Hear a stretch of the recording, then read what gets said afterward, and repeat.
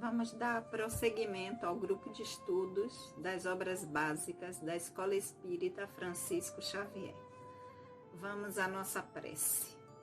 Senhor Jesus, mais uma vez em pensamentos, nos reunimos em Teu nome.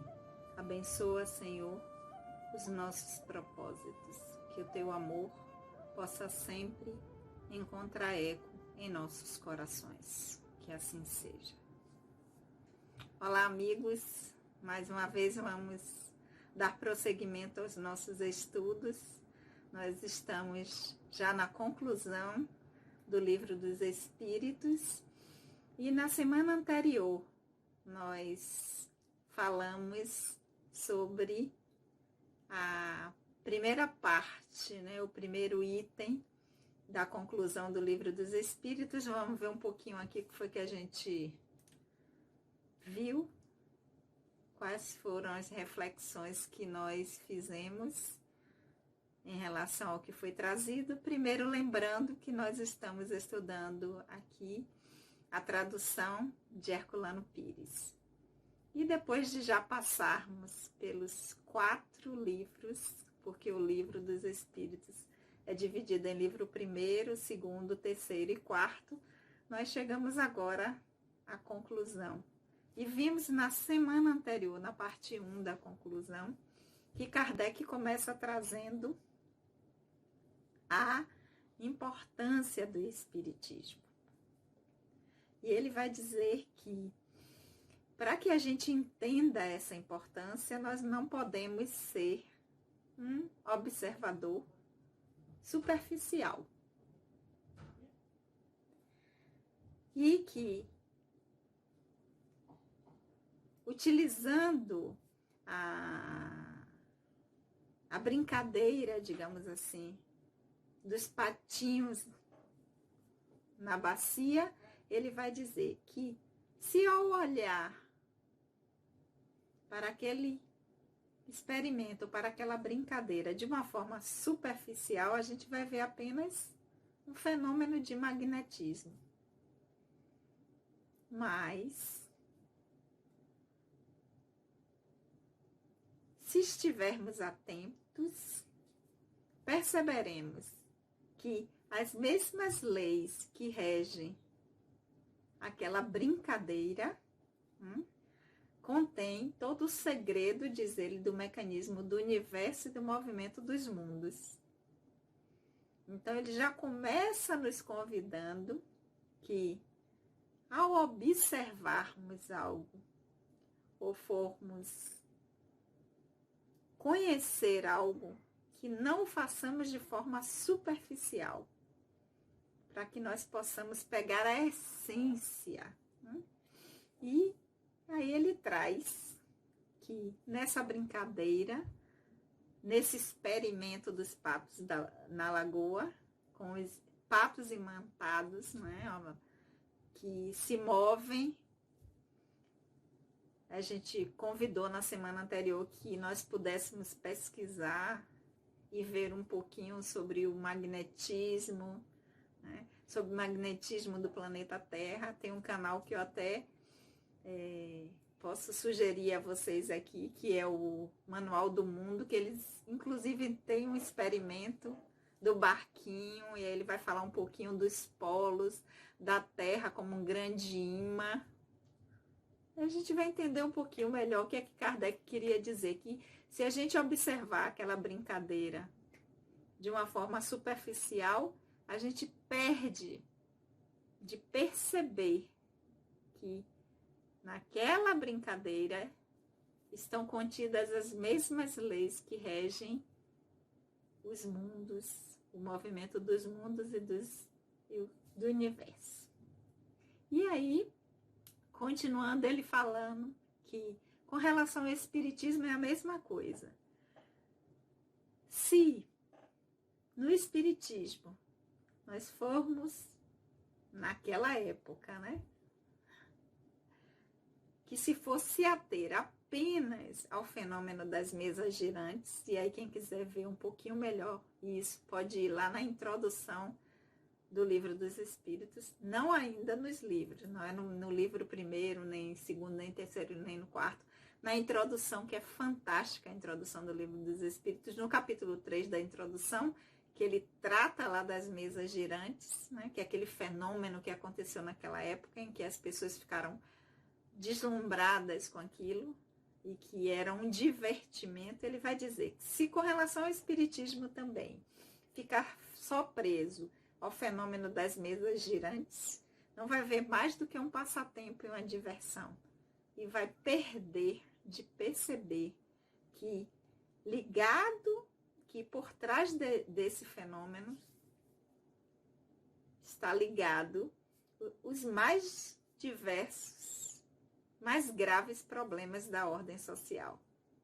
E aí lá ele, como nós vimos na semana anterior, vai dizer assim: como assim mesas que giram vai estar contido esse tipo de informação? Mas aí ele continua, né?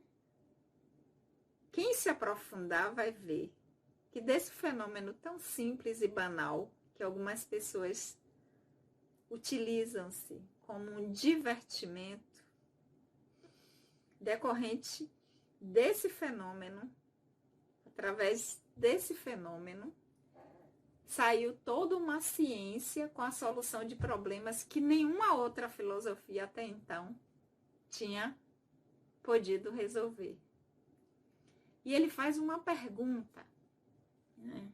Ele pergunta, principalmente, ele diz, direcionada aos adversários que tiveram, aos adversários do espiritismo. Ele pergunta: tiveram o trabalho de estudar o que vocês estão criticando? Pergunta que ele faz. Essas críticas, elas estão embasadas em algum conhecimento, porque ele diz, a crítica só tem valor quando é embasada em conhecimento e não em achismo. Porque o que se vê, o que se via naquele momento era que a obra estava sendo julgada pelo título, porque era o Livro dos Espíritos. A obra estava sendo julgada não pelo seu conteúdo, mas pelo autor ou pelos autores. Então ele convida, faça uma abstração de origem. Como assim? Faça de conta que ao invés dessa obra ter sido escrita pelos Espíritos, porque é o Livro dos Espíritos, foi respondida pelos Espíritos, faça de conta, imagine que essa obra foi escrita por um homem, por uma pessoa qualquer. E ele disse: investiguem, conheçam, aprofundem-se na obra, experimentem, leiam. E em sã consciência, ou seja, de uma forma bem consciente, depois de ler seriamente, abstraindo-se de quem escreveu, ou até considerando que foi um homem que escreveu, encarnado, se vai encontrar algum motivo para zombaria, para chicota. Então é isso que Kardec traz. É isso que está lá na primeira parte da conclusão do Livro dos Espíritos. E hoje nós vamos dar continuidade para ver o que está no segundo item, na segunda parte da conclusão, que nós já falamos que são 9 partes, 9 itens. Então vamos lá ver o que aqui está lá na segunda parte. Então vamos lá. Lembrando que aqui nós estamos lendo aqui a tradução de Herculano Pires. Então vamos lá. Segunda parte. O Espiritismo é o mais perigoso antagonista do materialismo. Não é, pois, de admirar que tenha os materialistas por adversários. Mas como o materialismo é uma doutrina que mal se ousa confessar prova de que os seus profitentes não acreditam bastante, não se acreditam bastante fortes e que são dominados por sua consciência, eles se acobertam com o manto da razão e da ciência. E, coisa bizarra, os mais céticos falam até mesmo em nome da religião, que também não conhece e não compreendem como o Espiritismo.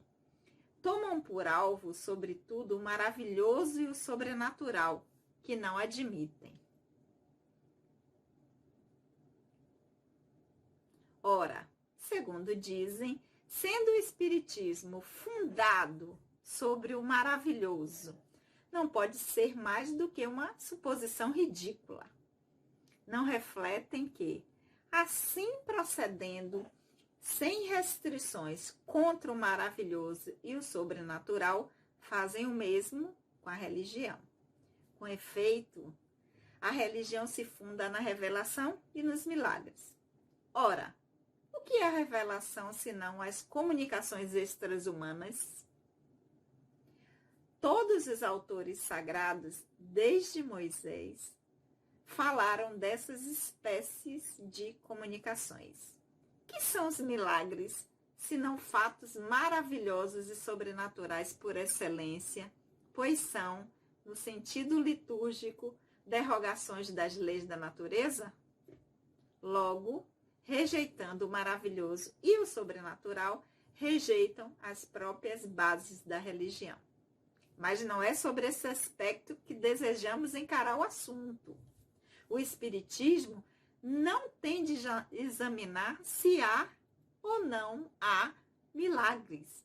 Quer dizer, se Deus pode, em certos casos, derrogar as leis eternas que regem o universo. Deixa ele, a esse respeito, toda a liberdade à crença. Mas diz e prova que os fenômenos não parecem naturais aos olhos de certas pessoas pelo fato de serem insólitos e exorbitarem dos fatos conhecidos.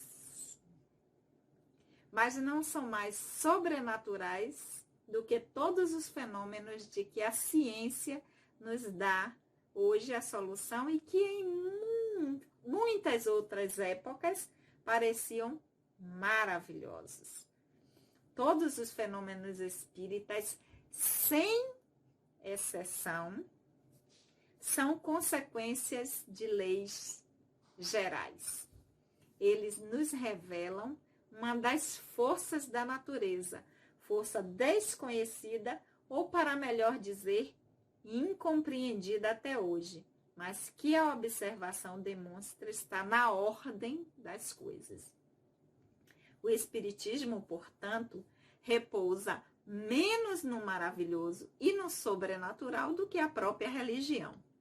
Os que o atacam nesse sentido não o conhecem. E mesmo que fossem os maiores sábios, nós lhe diríamos: se a vossa ciência, que vos ensinou tantas coisas, não vos revelou que o domínio da natureza é infinito, sois apenas meio sábios. Que legal, né? Vamos lá, tem muita coisa aqui para a gente observar. Então, primeira coisa, já começa dizendo: o Espiritismo é o mais perigoso antagonista do materialismo. Porque o que é que prega o materialismo? Só existe o aqui e agora, que não existe nada além dessa experiência ou da vida que nós vivemos. Morreu, acabou. Não considera nada além da experiência atual. Então, ele diz, já que é dessa forma, se é isso que o materialismo prega, que só existe o aqui e agora e que o morreu, acabou, e o Espiritismo vem comprovar que não acabou e vem trazer provas através dos registros de pessoas que já estiveram aqui e que retornam para dizer, através dos médiuns, que tudo continua, que a vida continua. Então, é o oposto, né, do que prega o materialismo. Então, não é de se admirar que ele vai dizer que, dentre os adversários ou aqueles que são contra o espiritismo, os materialistas, né, sejam que o espiritismo se torne perigoso para o materialismo. E aí ele vai falar que essa história, né, de que nem todo mundo se confessa realmente materialista, né? Ele vai dizer, então isso é prova de que nem quem se considera acha consistente a ideia do materialismo. E aí vai dizer, mas para justificar se acobertam com o manto da razão e da ciência. Não, é porque a ciência não comprova isso, porque a lógica e a razão nos leva a pensar que não tem e que isso não existe. E aí ele vai dizer, e aí entram até no campo da religião, né? Dizer assim, não, isso é do domínio da fé, do domínio da religião, né? E ele diz, quando dizem isso, aí é que a coisa fica pior, né? Porque mesmo os céticos, quando dizem, isso é coisa da religião, que aceita o fenômeno, o sobrenatural, estão falando de coisas que também não conhecem, né? E não compreendem. Assim como não compreendem o espiritismo. Porque aquilo que Kardec fala aquilo que está colocado, desculpe,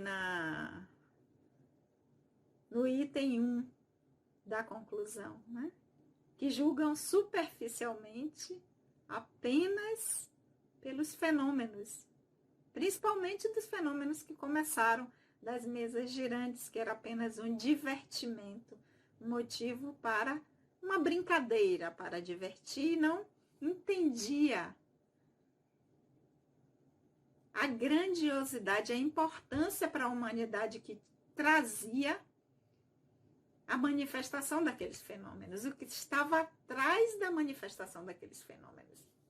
E continuando, ele vai dizer que essas pessoas que têm essa intenção, né, de antagonizar com o espiritismo, de desqualificar o espiritismo, que elas tomam como alvo apenas o maravilhoso e o sobrenatural. Que tudo é do campo do maravilhoso e do sobrenatural. Dizendo que o espiritismo está fundado, tem sua base nesse maravilhoso. Então, que não pode ser que algo que tem como base isso é uma suposição ridícula, não tem nada que o sustente. E aí ele diz que o que está sendo colocado, né? Dessa forma, não observa que também está procedendo sem restrições contra o maravilhoso e o sobrenatural, como atacam também, assim como atacam o espiritismo, estão atacando da mesma forma com que atacam a religião, né? O que é fenômeno, o que é o milagre. E com efeito ele diz que a religião realmente se fundamenta na revelação e nos milagres. E o que é essa revelação? Não seria exatamente o que o espiritismo vem trazer como as comunicações extra-humanas? Todos os autores, ele vai dizer lá desde Moisés, não utilizavam dessas espécies de comunicações para trazer a mensagem? Só que, o que é que difere? Que o Espiritismo não vai tratar isso apenas como algo extraordinário, né? Vai dizer que os milagres não são mais do que fatos que são realmente sobrenaturais por excelência, né? Mas que não são derrogações das leis da natureza. E não vai discutir se Deus pode ou não pode derrogar determinada lei. E ele disse que o Espiritismo deixa isso. Cadê Sandra Naira? A liberdade de crença. Acreditar que esse fenômeno aconteceu apenas porque o fenômeno era um milagre. Mas que o Espiritismo vem trazer a prova que esses fenômenos, eles são sobrenaturais, são milagres, são excepcionais apenas na aparência. Esses fenômenos não são mais sobrenaturais do que qualquer fenômeno que hoje a ciência dá uma explicação que não dava anteriormente. Ou seja, está dizendo que aquilo que a ciência ainda não consegue explicar, ou que não tem explicação para as leis que estão regendo aquele fenômeno, é considerado milagre. Mas chama atenção. Mas não já houve em diversas épocas coisas que nós ainda não entendíamos como elas se processavam, como essas coisas aconteciam, e nós chamávamos isso de milagre ou de sobrenatural, e com o tempo e o conhecimento, a ciência passou a entender como esses fenômenos se processavam, e eles deixaram de ser sobrenaturais, eles deixaram de ser espetaculares para ter uma explicação lógica. Então, o que o Espiritismo propõe é que existem fenômenos que ainda não são do nosso conhecimento, que a ciência ainda não alcançou, que o homem ainda não alcançou. Mas isso não significa que é sobrenatural, que é milagre, que é divino, que é extraordinário. Não. São apenas conhecimentos ou leis que regem esses fenômenos e que nós ainda não conhecemos, mas que a partir do momento em que nós deixarmos de desconhecer ou que passarmos a entender quais são as leis que regem esses fenômenos, eles vão deixar de ser sobrenaturais, espetaculares, né? Por exemplo, hoje em dia todo mundo acha natural a gente pegar um aparelhinho, um smartphone e falar com alguém. Mas se nós pudéssemos voltar no tempo com um aparelhinho desse, há 500 anos atrás, o que aconteceria? As pessoas diriam o quê? Isso é algo absurdo. Como que isso pode acontecer? Isso é um fato sobrenatural. Alguém falar com alguém que está num local muito distante, que pode ser inclusive em outro país, com um aparelhinho. Isso é algo sobrenatural. Isso é algo espetacular. Por quê? Porque a ciência ainda não tinha adquirido o conhecimento das leis, dos fenômenos que foram sendo conhecidos, dominados, e que a partir daí nós podemos utilizar esse meio de comunicação através desse aparelho. Então, tudo aquilo que ainda não é conhecido está no domínio do sobrenatural, do espetacular. Mas a partir do momento que nós passamos a ter o conhecimento das leis que regem, isso deixa de ser. Então, é isso que está sendo dito, né? Que, na verdade, o que a ciência não dá hoje a solução e que em outras épocas pareceriam maravilhosos, quando ela passa a entender e dá a explicação, deixa de ser um fenômeno. Então, ele vai dizer que todos os fenômenos espíritas, e ainda coloca, está em negrito aqui no meu livro, aliás, está em itálico para destacar, sem exceção, ou seja, todos os fenômenos espíritos, sem exceção, são consequências de leis gerais.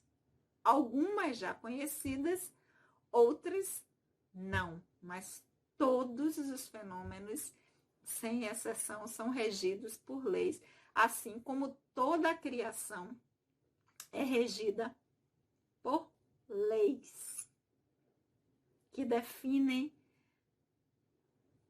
como essa criação vai interagir, gravidade, todo tipo de lei. Algumas nós já avançamos muito, outras nós não temos ainda nenhum tipo de conhecimento. Embora o homem já tenha avançado muito, tenha buscado, né? Mas são consequências de leis gerais que regem a criação. Porque o divino, o Criador, ele rege a sua criação através de leis. E nem todas nós ainda conhecemos. E aqueles fenômenos que acontecem regidos por leis que nós ainda não entendemos, nós temos a tendência de não aceitar, ou dizer que é algo ainda da ordem do sobrenatural. O Espiritismo vem para dizer não. Tudo é regido por leis gerais, que parte do divino, do Criador. Agora, nós ainda não temos o conhecimento dessas leis. E, continuando, vai dizer, eles nos revelam os fenômenos espíritas, uma das forças da natureza, força desconhecida, ou melhor, para melhor dizer, incompreendida. Isso lá em 1857. Hoje nós já conseguimos avançar timidamente e entender algumas leis, dessas leis, mas que a observação demonstra estar na ordem das coisas.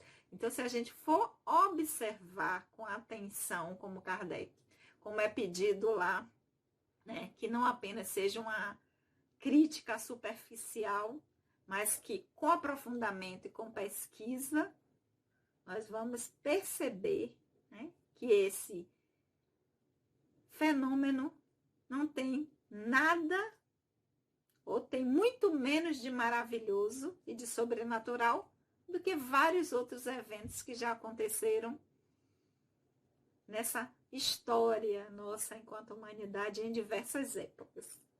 E mesmo que fossem, né, os maiores sábios que estivessem analisando na época, é o que está sendo colocado aqui, ele diz, se a ciência, que essas pessoas que criticam, que julgam, pelo título, né, não merece nem aprofundamento, só porque está dito que é livro dos Espíritos, que foi escrito pelos Espíritos, a gente já critica sem nem querer saber, sem nem se aprofundar. Tanto que ele diz no capítulo 1, né?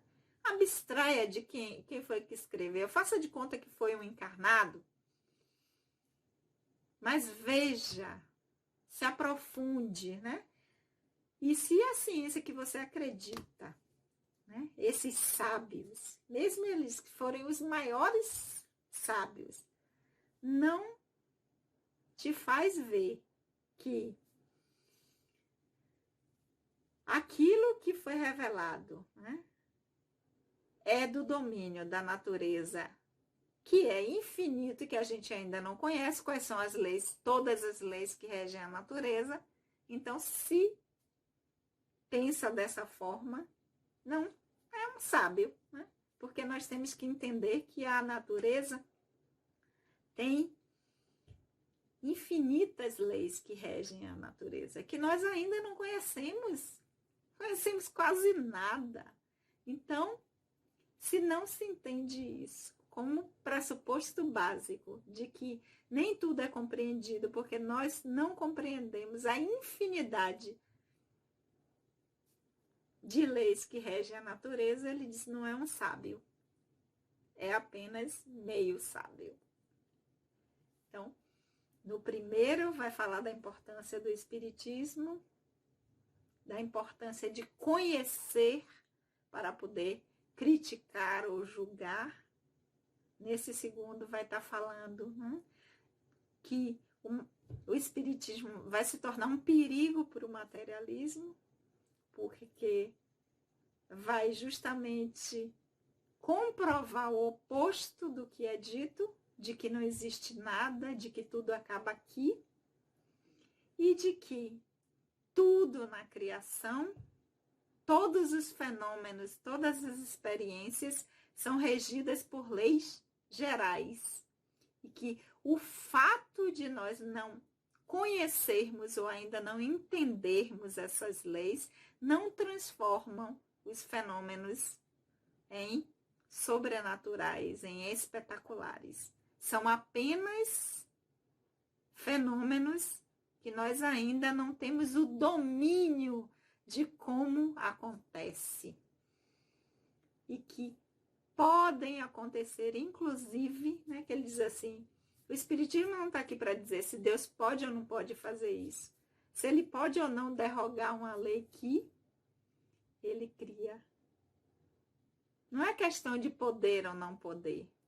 É questão de nós ainda, por não conhecermos os mecanismos que regem esses fenômenos, não conhecermos quais as leis que fazem com que esse fenômeno aconteça, não torna o fenômeno espetacular.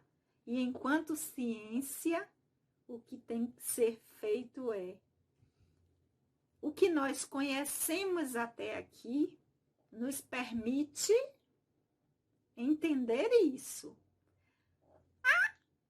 Além disso, ainda não conhecemos, não descobrimos quais as leis que estão regendo esse fenômeno que nós estamos observando. Ok, meus amores? Vamos ficar por aqui, porque a gente não tem pressa. Então, semana que vem a gente vai dar prosseguimento com o item 3, bem legal também. Lembrando que nós somos o grupo de estudo das obras básicas e a proposta é, nós fazemos a leitura daqui, o grupo acompanha de casa, depois tira as dúvidas, faz os seus comentários, porque é uma forma, né? O que nós estamos trazendo aqui é, a partir das nossas reflexões, é como nós interpretamos o que está dito aqui, para que nós possamos utilizar isso como uma ferramenta nesse nosso aprendizado atual. Já entendemos que a ideia não é ter lido todas as obras. Conhecer é ótimo, né? Mas não apenas para ter o conhecimento, mas para que nós possamos, a partir das reflexões que fazemos, encontrar nessa experiência atual como esse saber dialoga com as nossas vivências, com o nosso dia a dia, para que isso possa nos auxiliar nesse nosso aprendizado atual. Ok? Vai aparecer aí as meninas do grupo de estudo das obras básicas.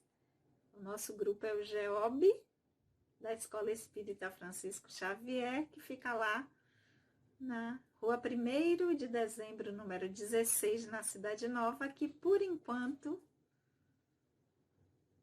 não está tendo atividade presencial. Estamos com os nossos estudos lá na instituição, nesse formato. E assim que possível, nós vamos estar juntos novamente, sempre às quartas-feiras, às 19 horas. Lembrando de aqueles que ainda não se inscreveram no nosso canal, para a gente poder estudar, para a gente poder estar divulgando a mensagem, as informações que a doutrina nos traz como um instrumento, como uma grande ferramenta nesse nosso aprendizado, nesse nosso processo reencarnatório. Aproveita, se inscreve no canal, clica lá no sininho, para quando a gente tá postando aí os vídeos dos estudos, vocês acompanharem, ok? Vamos orar? Querido amigo, amado Senhor, nós te agradecemos por esses momentos de reflexão. Que o teu amor, que a tua serenidade, que a tua paz possa sempre encontrar eco em nossos corações. Beijo, até a semana que vem.